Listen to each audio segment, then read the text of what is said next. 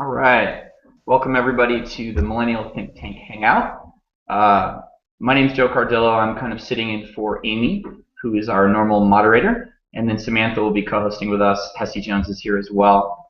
We're going to be talking about this week about social entrepreneurship, or socialpreneurship, as it's sometimes called. We normally just kind of kick it off by asking everybody to just say their name and if they want to include a bit of information about what they're up to or what they do. So we'll get that moving really quick. Hessie, do you want to start just to let everybody know who you are? Yes, I'm Hessie Jones. I'm CEO of our company and the lone Gen Xer on this panel. Cool. Judy, do you want to go for it? I'm Judy McCluskey. I'm an older millennial, and I work for arts companies. I work for Chicago Shakespeare Theater. I'm officially allowed to say that now. And I have a background in performing arts and social media. All right, Rachel? I'm sorry, did you say my name? Yes. Oh, okay. My name is Rachel Gall, and I'm a freelance graphic designer and writer and blogger over at So-Called Millennial, where I analyze the millennial generation. Cool. Samantha? My name is Samantha Estoesta Williams. I'm 23, so I'm the youngest of the millennials on this panel, and I work in public interest research groups.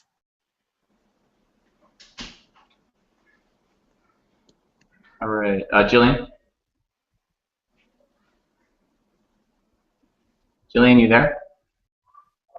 Ooh. Yes, just unmute. Unmute. Let's see if we can unmute her. Tiffany, do you want to hop in for a sec, and then let's see if Jillian can get off mute. Sure. My name is Tiffany Daniels. I'm an older millennial at 30. I work in workforce development, so my primary job is to help people find employment, and on the side I blog and tweet as the Reluctant Millennial.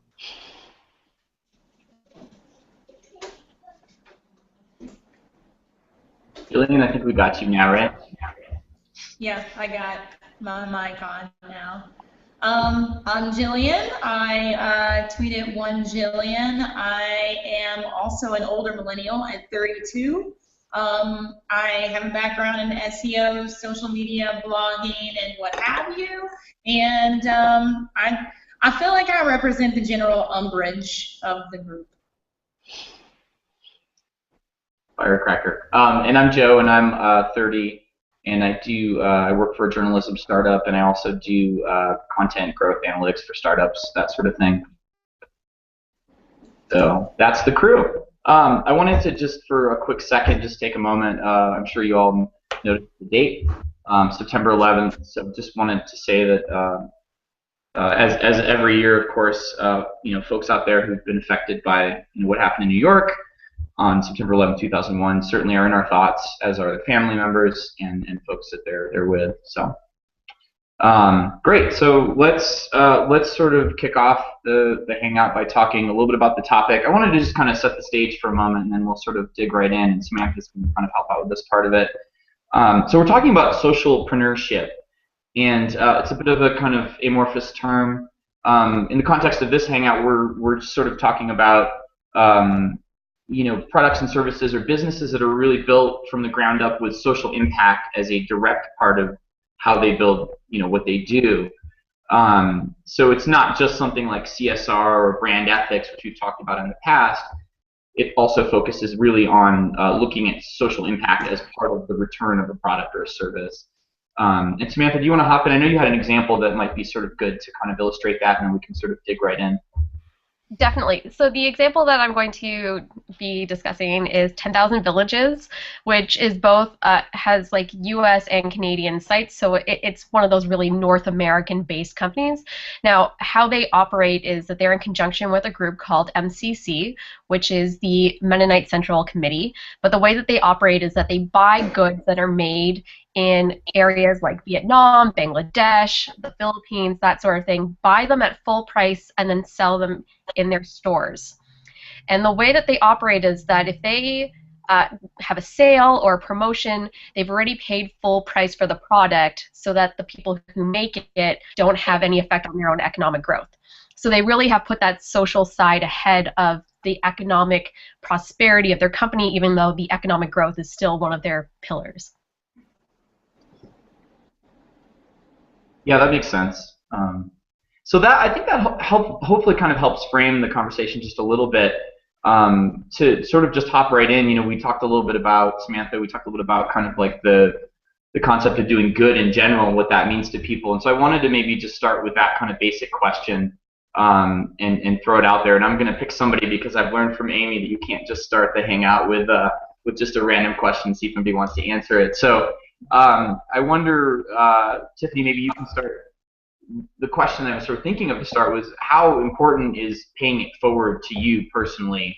And you know, do you see that as sort of a part of your personal mission? Is that something you think about when you think about brands or companies that are kind of building from scratch? I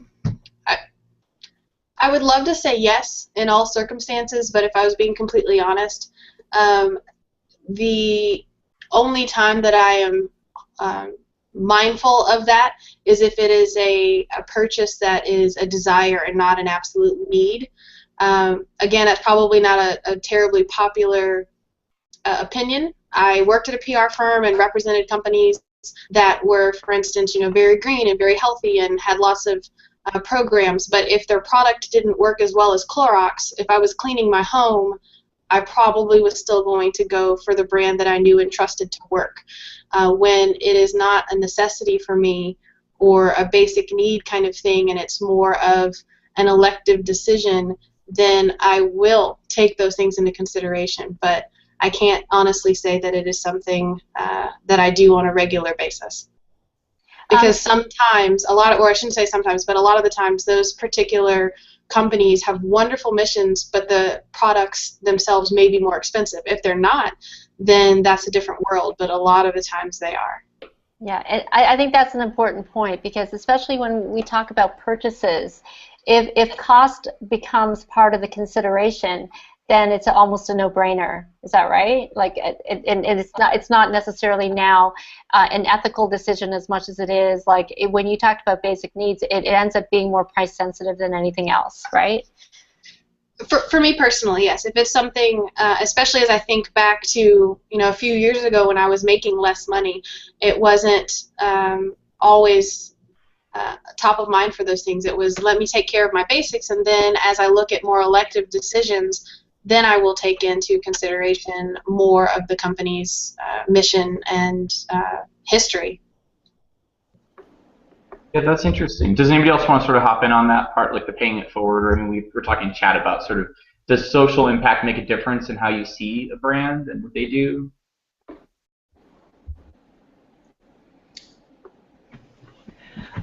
For me, I definitely, you know, if it is something that isn't coming down to food or getting me to work during the day, I definitely will sit there and think twice about a brand where I would normally just go to the Clorox or, you know, whatever I'm used to. And if it's comparable and not, you know, not a huge price increase, I will actually sit there and think about investing more money when I know that a company is doing good in the world and it's working for causes that I believe in.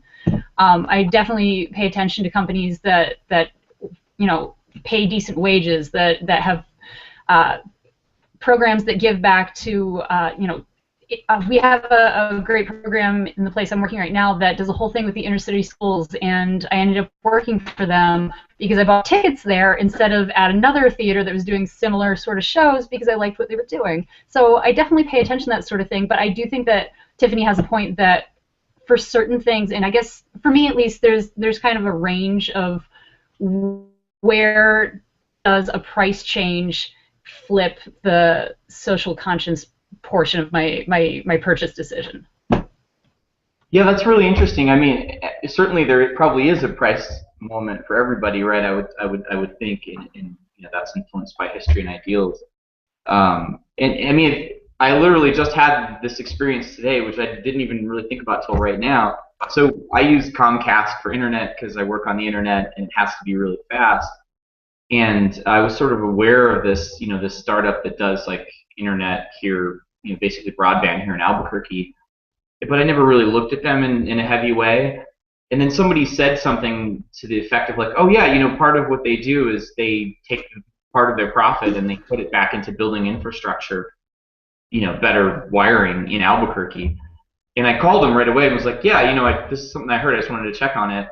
And then I submitted the form online. That's really easy to get your stuff checked or whatever. Because the pricing was comparable to Comcast. And I thought, well, why waste my money on Comcast, which I'm not really a big fan of what they do in terms of their overall impact. I appreciate the internet service, and they're pretty good about customer service, but it's sort of limited in that way.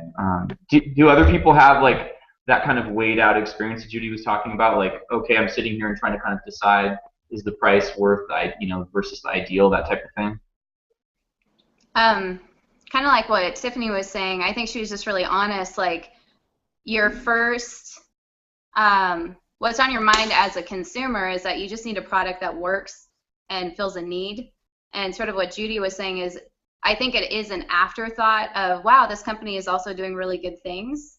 And so I think it's more like a perk of like, oh wow, I bought this, I don't know, this food and this food brand or something, and they're giving back in some way.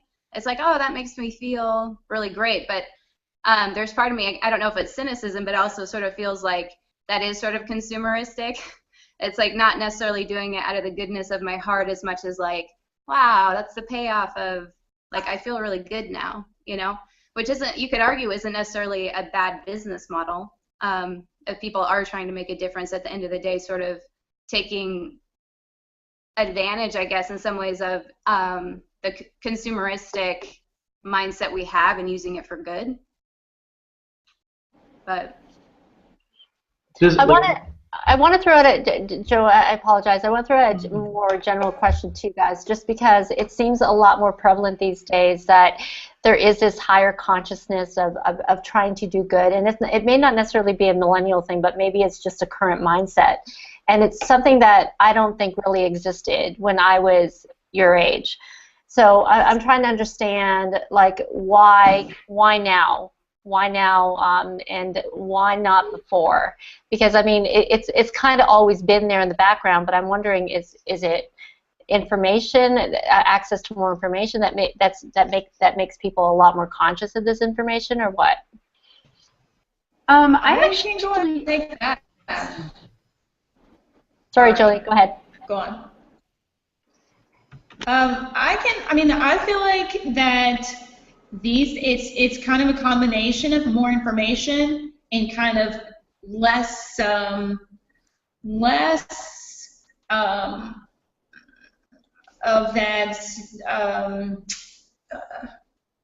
that atmosphere of like business as citizen or government as citizen or whatever you want to call it. It's just become very super evident and clear and transparent that the people who, the authority figures or whatever you want to call it, that we have grown up to be told to trust and put our hopes and future in the hands of, are totally and completely and strictly not interested in the well-being of human beings. So we kind of are the ones that have to pick up all of that slack. And so we have become very, cognizant of the fact that a lot of people, even in our own communities, but also like globally, are in dire straits, and we have the power to help them. Would you feel then, Jillian, that we're almost like gatekeepers then? Would you feel like there is a focus on this generation to be like gatekeepers? Gatekeepers, like in what way? Like, because it's fallen, as you've been saying, to us to kind of like clean up a little bit and be more cognizant in our decisions. Do you feel like that we have a whole, more responsibility then than our past generations to be more cognizant?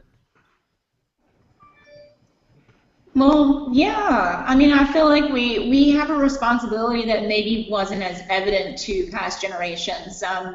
I think that where we did trust and put our money into the hands of larger corporations or in government agencies before. They're coming up short because of whatever reasons. I mean, not to be political, but I mean, the reality is that they're coming up short, and we can't really feel good about ourselves watching that happen without doing anything.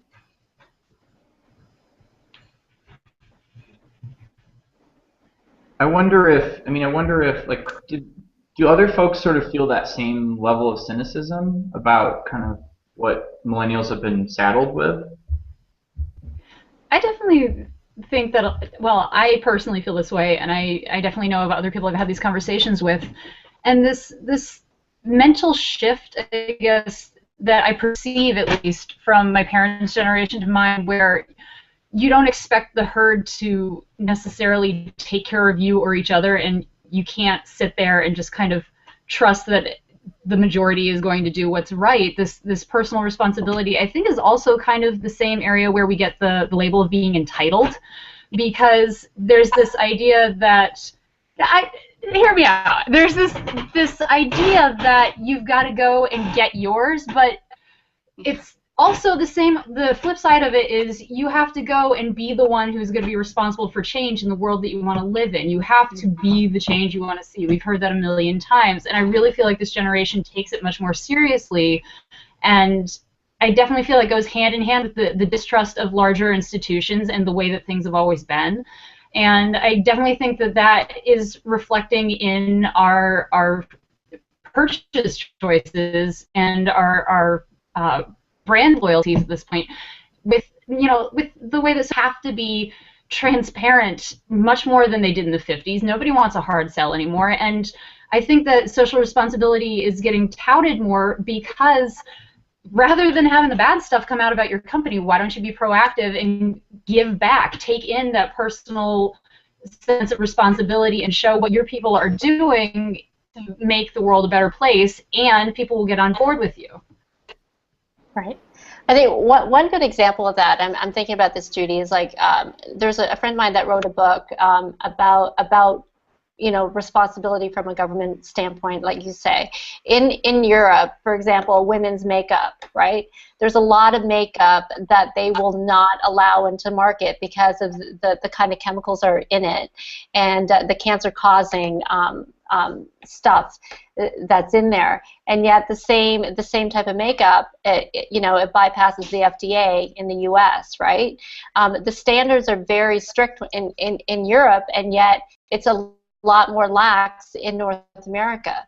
And from the standpoint of somebody who's been there, they definitely care about the type of products that actually hit their market. Whereas now we start to question why is that a little bit more lax when it comes to the U.S. and Canada.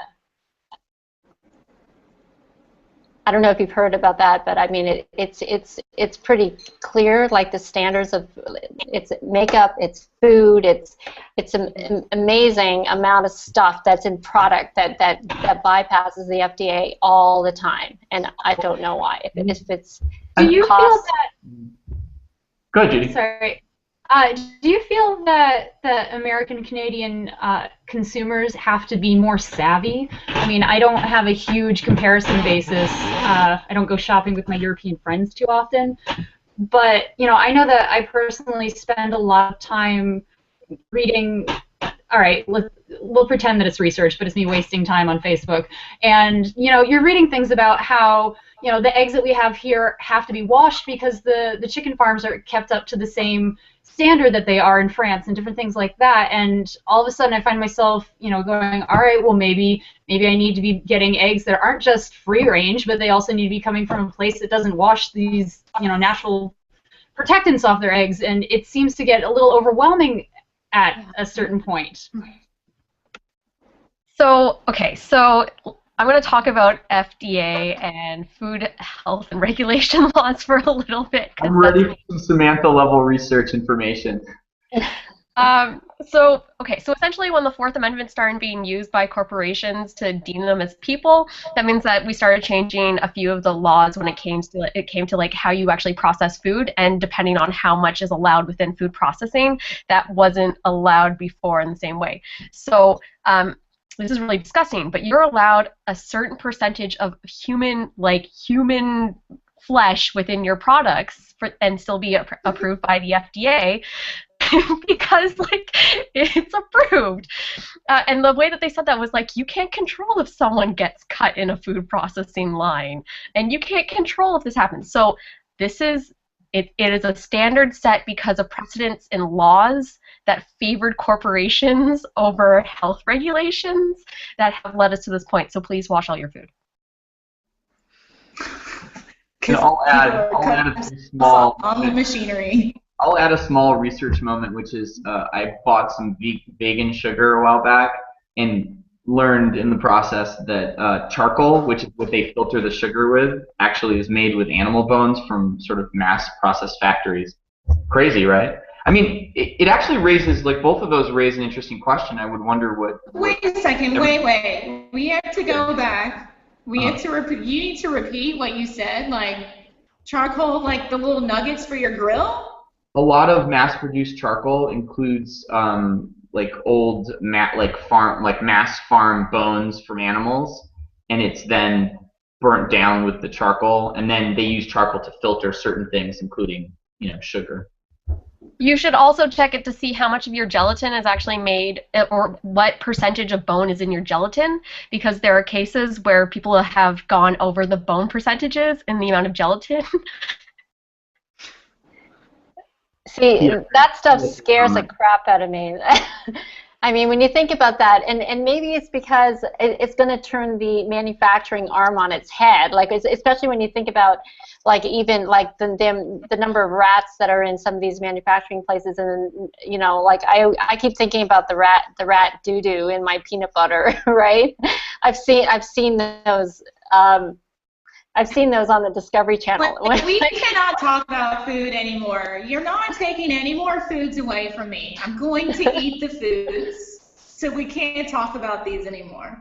Okay. Yes, okay, let's get on. I can't, no, we can't. We're not going to ruin Jillian's day. No, I mean, what I was going to say, though, is it raises kind of an interesting question about, like, a shift, and I would just, jump in if anybody has an opinion, but traditionally, you've got this sort of government like rules these kinds of problems, right?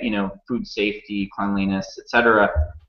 And I wonder, because social impact is becoming important for companies, and they have to start to, probably be accountable for their supply chain more than ever before, right? Like, how much do you judge companies for that exact problem? Like, if iPhones are made in China and there's lead poisoning problems, like, do you judge companies or brands for that type of thing? I would wonder. I would say yes for stuff like that. Sorry, go ahead, Jill. Ian. Jillian.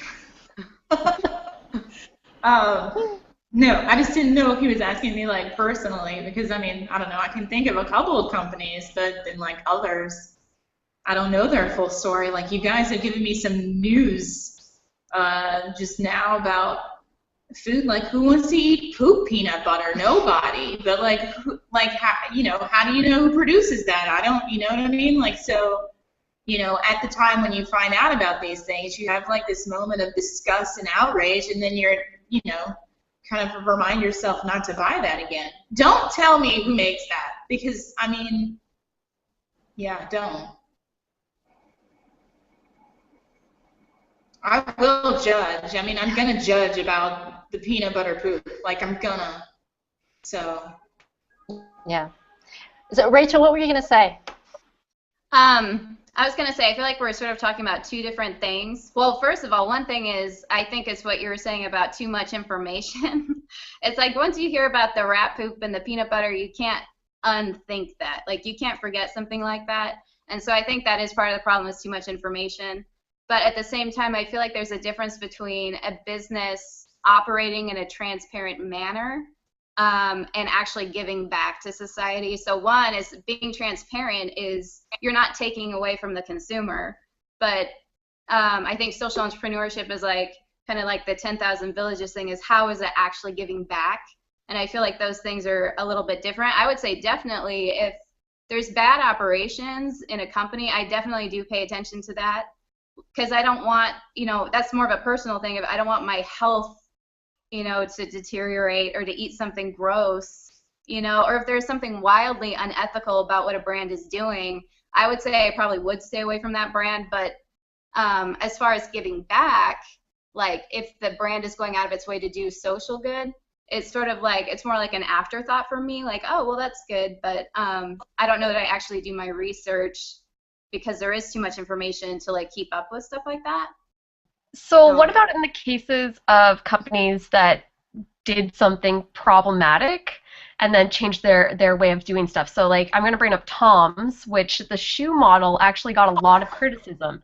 And there was quite a few NGOs and MPOs that came out of the woodwork being like, this isn't working, and a lot of the people that the shoes went to were discussing the problems within it. So then Tom's created this thing instead called Tom's Marketplace, which essentially does the 10,000 villages stuff, but now in their own online store. Does that make you rethink a company, like give them another chance after they rethink their model like that? Does that lead you to like rebuild some loyalty with them? I have a question. With Tom's, were they completely wrong, or were they not as good as they should have been? Yeah, I don't know that I know the backstory completely with that. The overall feeling was that the shoes took away from the actual nonprofits who were started by people in the area who were actually fixing that problem, and that it actually led to like those shoes being sold on the black market. So they weren't actually being used. Like they were literally like, we'll just sell them because we don't need them. So it was more like added waste than actual good. So the money, for instance, the money that was being put into making those shoes could have been put into other types of efforts for the folks. Okay, I see. Yeah. Hence why so the marketplace now buys stuff that they make and sells it to Americans and Canadians. So that's the model that they've gone into, which seems to be much more supported and actually goes back to the organizations that are frontliners. So with that a change like that, would your loyalty go back to that, or would you be willing to try them out again, or at least check out the new model? I think it seems like now they offer a number of things. It would be dependent on like what things you need on a continual basis, right?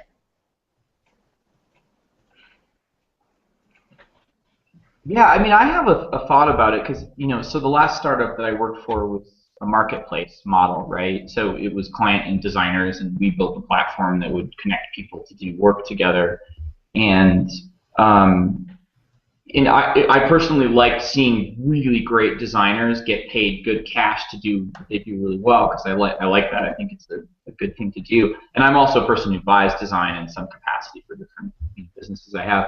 And I'm particularly interested. I think the Tom's Marketplace model is kind of interesting to me. And I wanted to sort of see if other people had a feeling about that kind of like, it's called the sharing economy or the collaborative economy, depending on who you ask. Like, do you sort of like businesses that are built like, hey, we're the platform to help people do this kind of, our social impact is building a platform that allows small businesses to work with other small businesses, for example. Is that something that people sort of resonates with you, or not really? I think that I think the original Tom model sort of shows like, I think as a millennial theme, like it shows good intentions that didn't pan out correctly. And I think that's the best way to lose loyalty from a millennial, is have a really good idea that just doesn't actually work in real life. And so kind of what, sorry, I'm forgetting everyone's names already, but someone was saying like, could you rebuild that loyalty? And I think that for real loyalty from a millennial, it has to actually pragmatically, they're called pragmatic idealists often, they have to actually be making a difference in the way they say that they can. And so I guess what I was saying at the very beginning of this hangout is my first thought with companies that are doing good is it's good intention, and I don't know if it's actually panning out the way that it's supposed to, and so it has to win me out through how it's actually functioning. So that's where my cynicism sets in just a little bit, is I like the intention, but I don't know that I can buy into this yet. I wonder, You know? like you kind of mentioned, Rachel, that like that sometimes when you buy products, and look, I don't know, I'm going to be honest, as a millennial, I certainly have experience where I'm like, sometimes it is an afterthought for me. I'm not even going to pretend. I mean, I'm sort of overloaded with, information about what or should or shouldn't be happening. But like when you have that moment of like, oh, cool, this seems like a thing where they do care about social impact. Mm-hmm. Do you feel like you kind of come back to that moment to see if they're really doing what they're saying they're doing very often, or no? No, and that's what I think the problem is with that model, is that if it's possibly the first priority is as a consumer, and then the good intention is an afterthought, then it's like I'm probably less likely to look into if they're actually panning out in the way that I want it to, unless it's a model like you have the 10,000 villages, where it's upfront, like you're helping people around the world sell their stuff, right? So I totally dumbed down that whole model. And so it's more like it's the consumer motive and the good intention are really like one and the same.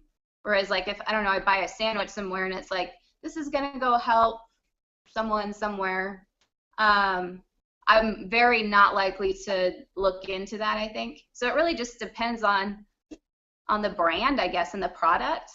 Like how, I think someone mentioned that, like, just your basic needs, you might not look into it as much, but if it's like buying clothing or something, then you might be more invested in it making a difference for someone else. So I don't know, maybe product and brand has something to do with it too. So, sorry, did that answer the question? No, it does. I forgot what it was. I guess, like, I mean, I think the marketplace model is certainly kind of newer, right? And I don't know, maybe Samantha, maybe you've had that experience because you've worked in kind of the doing good world a lot, right? Like when you can see the impact that the thing that you're doing has, I think it makes a difference. Like when I use some sort of platform that does payment technology or fair trade, buy my coffee fair trade or whatever, and I can see who it's actually affecting, Right. It makes a difference to me personally. And Right, I I think that's the key, is how it actually pans out has to be in alignment with what the intention is. And so I think, again, with the Tom's model at the beginning, the intention and the actual application were out of alignment, I guess, and so then it caused sort of a distrust of the brand. So I think what the marketplace model is doing really well is that you can actually see the people that you're buying it from, and you know already that they're getting the fair wage for the product. So it's like it's not the same as like 10 cents of this goes to a charity and blurty blur, because I don't care about that as much as I can be like, this actually was paid for in full already, and now I'm paying for it, and I'm okay to spend a couple extra dollars because someone has gotten what they deserve for making the product. right. I'm going to bring up, what do people think about Walmart? Because I know for a fact that I will not go there. I know the way they treat their employees. We know where they manufacture their products. There's a lot of stuff that's hovering around like the Walmart brand that makes it really distasteful for me to even enter that store. So I don't know what people think. Walmart has invaded its market ingeniously. Walmart is not worried about making people who earn enough to feel good about themselves happy in the least. So I think that where their complete customer base, well, not complete, but where their customer base is people who know they should have better, but they just really can't afford it. And if you only have $50 to spend, you got to put a lot of stuff in your house, you're going to go to Walmart. You would really prefer not to, especially if you work there, but the reality is what it is. So is it 1,000 villages or 1,000,000 villages? I forgot. It's 1,000 villages, right? Yeah. 5,000. No, I'm just kidding. 10,000 villages. Is that it? Yeah.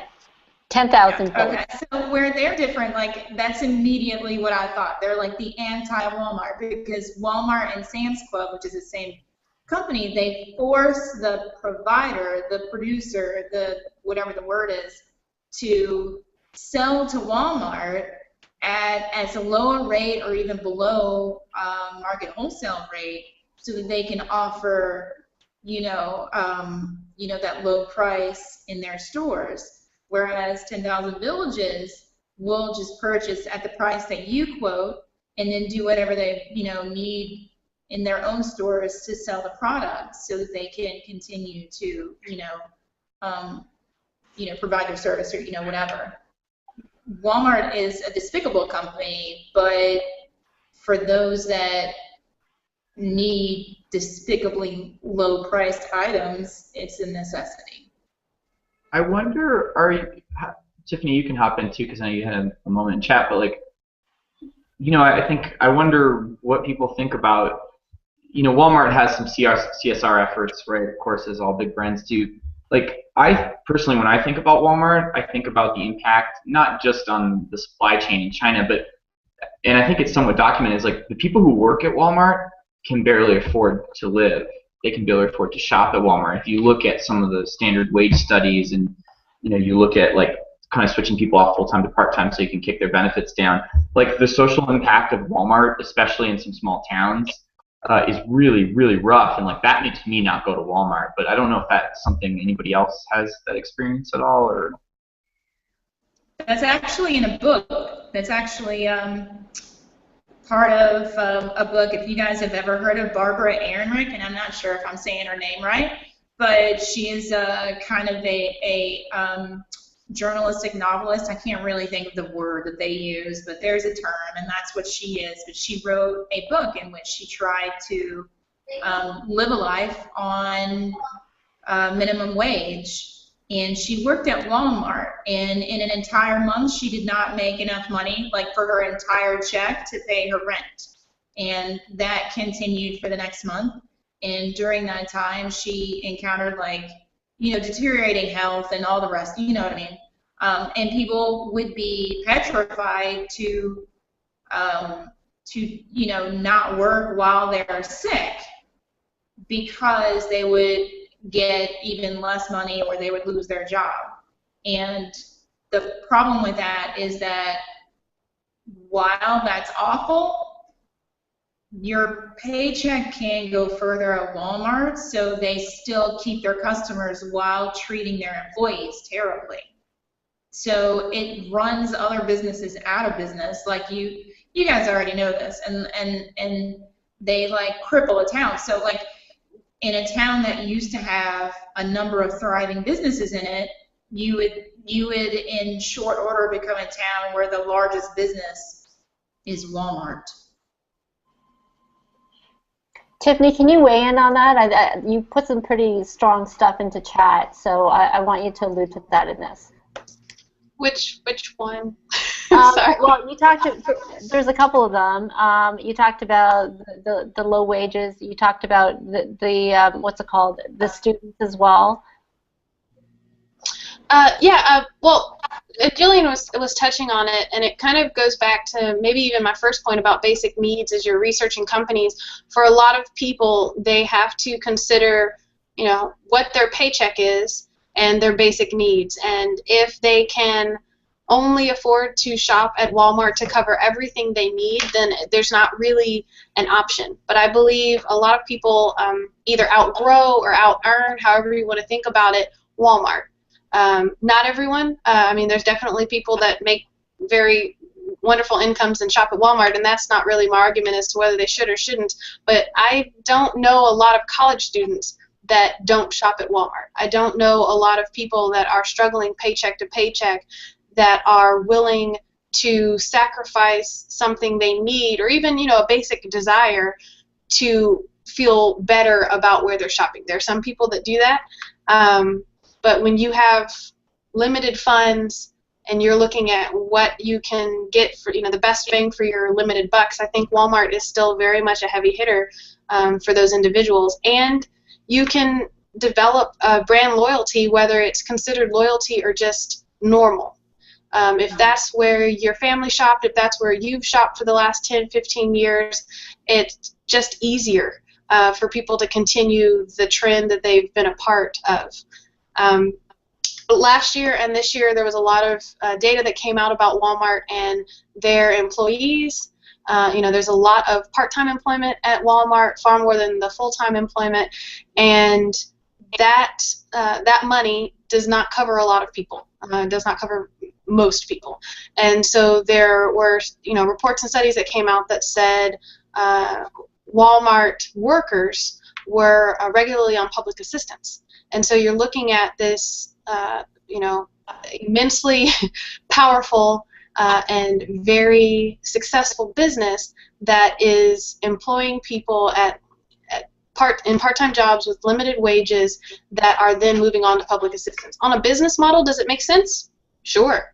I mean, they're successful and they only continue to grow. But is that socially responsible? I'm sure their PR people could make arguments for it, but it all depends on you as the consumer. You as the individual consumer make your ultimate decision. Are you comfortable shopping at Walmart? If you are because you're used to it or because you have no problem with it, then that's the customer they want. Everyone else can move on, but I think they have enough people that they're not at risk in any short period of time. I'm just wondering, would it be helpful, or do you think it would work if a company like Target, which is a little bit more ethical than Walmart, but just a little bit more ethical in their way that they treat their staff, if they did a campaign like, if you need basic stuff for cheap, at least we pay our staff members a little bit more, would that be something that would attract you to go there? I don't know. Both companies have been really careful to not directly point the finger at the other, at least of those two main competitors. And so I don't know if that's because they don't want the finger pointed back at them or because they're trying to, not get into a tit-for-tat marketing fight. I'm not sure. I wonder. Okay. Go ahead. Sorry. No, I was going to say, it's kind of a question for you, Tiffany, but anybody else can hop in too.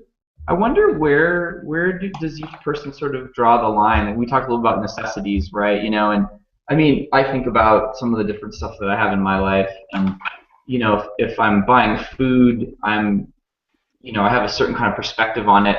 If I'm going to buy a bigger item, I think I change a little bit in terms of thinking about where it's sourced and what the quality of that item might be. When you have that moment that Rachel described where you're kind of ooh, good value, but is it kind of like a brand or a company that's doing something that needs to be done that has a good return? Where do people draw that line? I think it's really very personal. Some people draw lines because it's important to them, and some people, I'm a cynic, some people draw lines because they can publicize they drew that line. Wearing a pair of Toms now and even back in the day, if you thought they were attractive, great for you. I disagree. They were kind of like Crocs, but fabric, in my opinion. But I don't know a lot that actually even knew the countries that Toms was serving, that had any notion or concern about the number of people that were supposedly being served. It was just, I was told this is cool, and this replaces me having to be more active. Yes. That's actually... I can buy something instead of spend my time or research anything. Right, and that's kind of... I like the on my laptop over here, 10,000 Villages website is up. And I really like this model because I think it's different. It's the marketplace model is, I guess, what it's called. I don't know. I don't know much about this, but and that's the distinction I guess I'm trying to make is the cynical part of me is that you can make do-gooding, you can make that lucrative.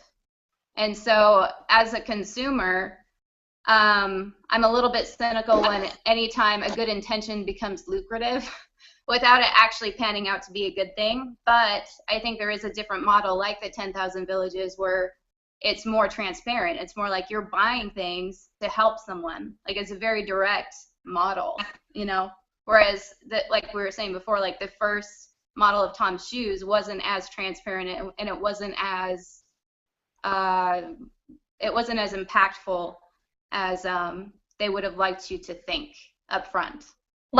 what I love about 10,000 Villages is when you buy the product, you get a little card inside and it says, this was made by this person in X country. And it talks about like their process and why they do it. And I'm like, that's so awesome. I have a name. I have a face. Like, I can put this together. Comparatively to like, this goes to insert continent or country or whatever. Yeah. I think this is approach from like the Lush model, where they have the mixer's name and face on a sticker on every single pot. What one was that? Sorry, Julian, you were talking? I missed the first part. Oh, I said that kind of mirrors the Lush model, where they have, like, for everything that you purchase in Lush, it has the person that mixed it. I mean, granted, Canada is not a third world country at all, but the person that made it in the Lush factory or whatever, their name and their sticker and kind of whatever they've designated as their face as the person that made the product that you purchased. Yeah, it's funny, that just made me think of, like, I don't know why I went there, but somebody said something about farmers markets, I think, in the chat, and I don't know if you've ever been to a farmers market and had that moment where you're like, this isn't as well regulated as other farmers markets, and you're like, and you realize you're like, those tomatoes aren't grown locally. Those are clearly from a big store. Like someone bought some junk somewhere else and brought it to the farmers market.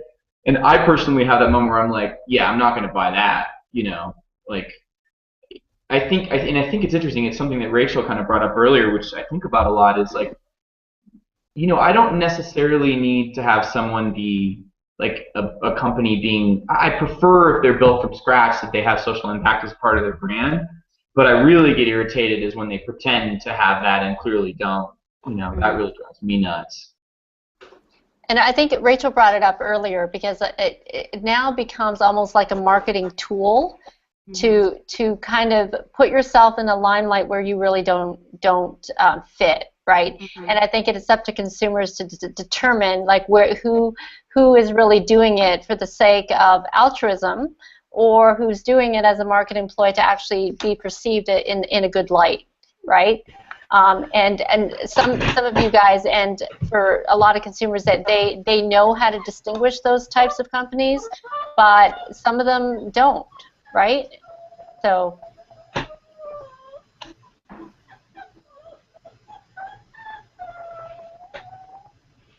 Cat noise. Another kind of more general question too is like, do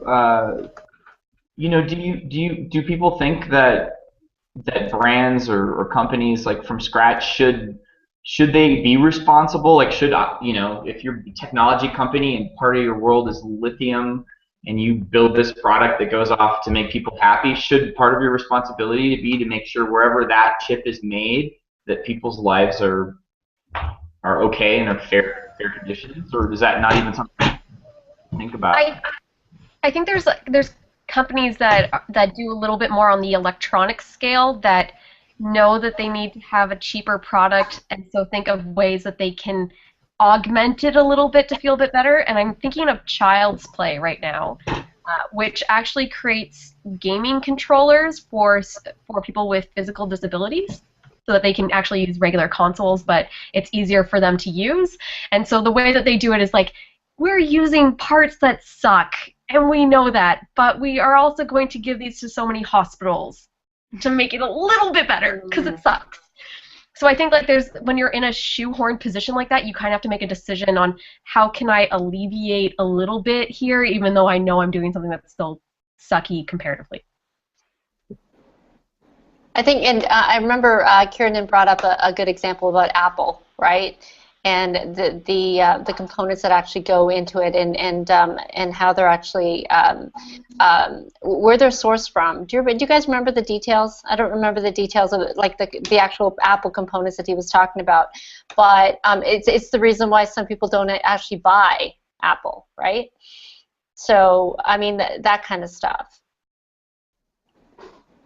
But I mean, it also begs the question about supply chain. And so if we talk about you know, if you're going to say that you produce something, are you responsible from the standpoint of actually the production of the product, all the way to like from the time that, let's say, that you mill the material to the people in the country that actually like sew it, you know, that kind of thing. There's a responsibility all the way down that line to the point that it's actually shipped to, let's say, North America, to the consumer. To what extent do we hold companies responsible from that perspective? Right? I feel like, I don't know, maybe it's comparable to the extent that they claim to care. Like if you're definitely going to represent yourself as a super bleeding heart company, then your responsibility is for the entire chain.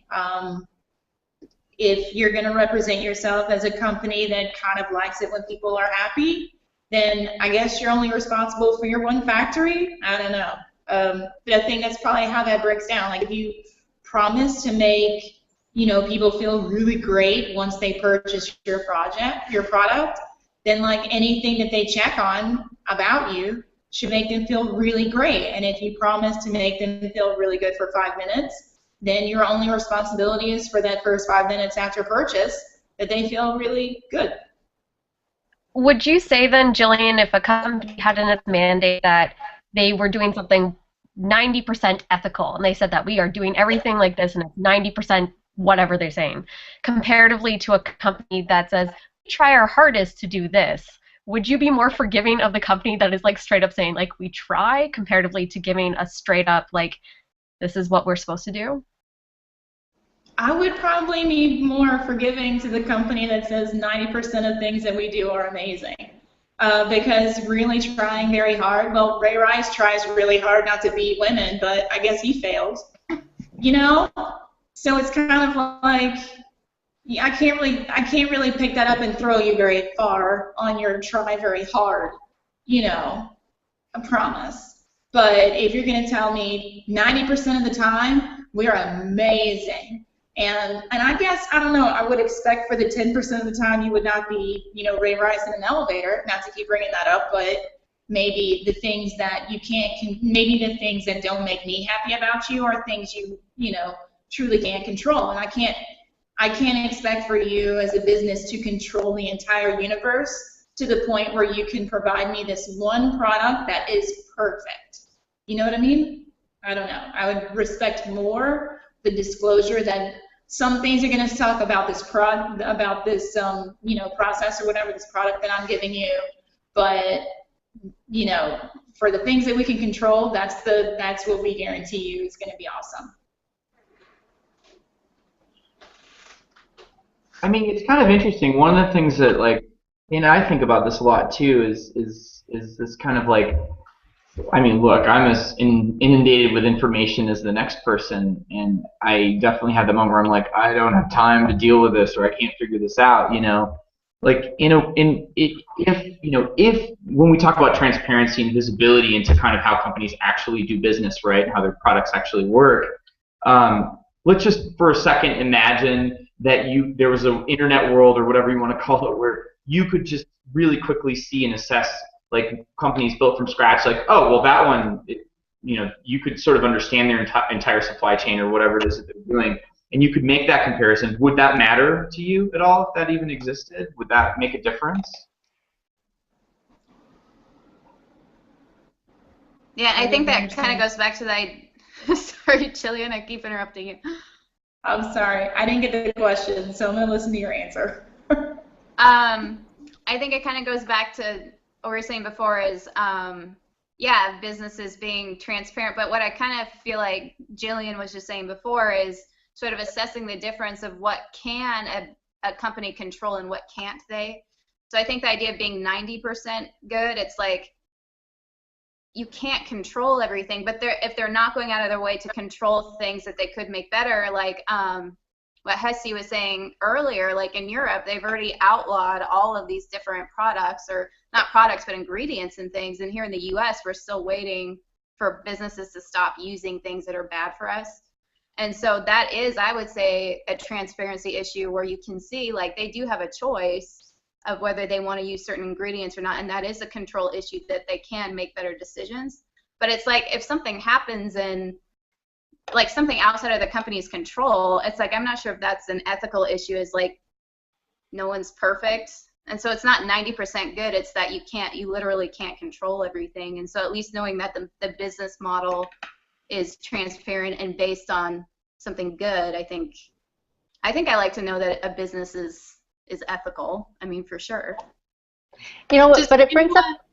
Sorry, go ahead, Tiffany. Go ahead. I was asking, does anyone feel either more appreciation or more confidence in a business that says, we know we're doing this thing poorly, or we're using this ingredient that is not good for us, and we will phase it out in a year, in 3 years, in those type of, is that something that makes you trust the company, or is it something that makes you ask, well, why don't you just fix it now? Tiffany, I definitely feel encouraged by any company that has a far-reaching look and they know that what they're doing can be improved and they're committed to actually follow through with it. If at the end of their 3 years you find out that it was a huge publicity campaign and they didn't do jack squat, you know, I'm going to have a much worse opinion than I had at the very beginning. But, you know, the admittance that they can improve and they're working toward it, that would definitely lose it. Mm-hmm. You know, I think about way back when trans fat, nobody ever questioned trans fat. It was in all our foods. It was FDA approved. It was in our chips. It was in everything. And the minute a study came up that said, like, this is what it's doing to our health, and these are the implications to Americans and obesity and all that. Suddenly the consumer consciousness came to a stop, and we started becoming more aware of that stuff. The funny thing is that you would think that government would have done some kind of testing even beforehand to you know, figure that out. But whether or not it was more of a cost issue, I don't know what the issue was, but it's been there for like at least you know, more than a decade. Why until now has stuff like that not stopped, right? And plastic bags, the other thing, landfills, whatever. The consumer consciousness, nobody really cared about that or knew about that stuff years ago. I wonder if does transparency like begat action? I can't tell. I've always wondered about that. Like for me it does, but I don't know if that's the case for other people. Once you know, do you feel obligated to maybe do something about it in a small way, perhaps? I guess, I mean, it depends on, I keep saying it, which it doesn't help anyone, but it depends on the individual. Some people are far more concerned about the food they put in their bodies than the children they might be serving overseas. And a lot of it still comes down to cost. How much more expensive and how far out of my way do I have to go to either remain healthy, help someone, or feel good about myself? I live in Austin. I mean, Whole Foods is everywhere, but it's headquartered here. But we still have, you know, the major grocery chain that's here and Whole Foods. And so when do you go to Whole Foods and spend 3 times the price for an organic apple than when you just go to your local grocery store? Is it because it's healthier for me, so I don't have to wash off as many pesticides? Or, I mean, it just, some people are able to live that way because it is very important to them and they make those financial sacrifices. But I think a lot of people make social decisions based on ease and based on popularity. I apologize for being a cynic, but you shouldn't have to post on Facebook every great thing you did for the earth and for the world and for your global neighbor you'll never meet. Well, and there's no proof that it's making an impact. I think that's my thing is, anyway. Can you expand on that, Rachel? Oh, well, I was going to say with as far as transparent or personal responsibility, is that what you're asking, Joe? Like when you find out more about a company, like what level of responsibility do you take on yourself to not shop there or not buy that product? Or Right, yeah. We're actually just about at like the close for an hour, so we're going to have to kind of hop off here. But Anybody wants to hang around, we can get into that question in just a moment Oh, too. okay. I just wanted to mention for folks who are viewing that next week we'll be talking about marriage and relationships and millennial perspectives on that, which features some of the people here. Should be a very interesting conversation based on some stuff we've heard in Hangouts before. Samantha's repping the wedding ring. So we're going to get into that next week, and Amy will be back for that, of course. But thanks, everybody, so much for joining. Thanks, everybody, for watching. And for folks who are here, stick around, and we'll hang out and maybe talk about that question in a minute. All right. See you, everybody.